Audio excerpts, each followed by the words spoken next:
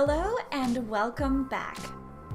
Today's video is all about the different definitions for the phrasal verb point out. The first definition is probably the most common definition for this phrasal verb. It means to make someone aware of some specific piece of information or circumstance. For example, my new manager pointed out the inefficiency of the current filing system and suggested ways to change it. As my friend Ariana reviewed my essay, she pointed out my mistakes so I could correct them.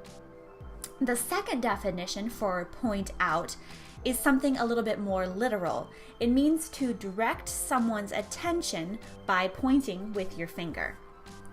For example, I want you to meet my new friend, Benjamin, so if I see him, I'll point him out to you. I can't tell on which intersection the office is located. Can you point it out to me? If you would like to practice this phrasal verb with me, leave a comment down below under this video with an example sentence and I will correct it for you. You can also check out a website called YouGlish, which has YouTube video clips to give you examples of this phrasal verb as well. I will leave a link down in the description for that. Subscribe to my YouTube channel over here, check out my website over here, and take a look at some of my other videos. Have a great week, and I will see you next time.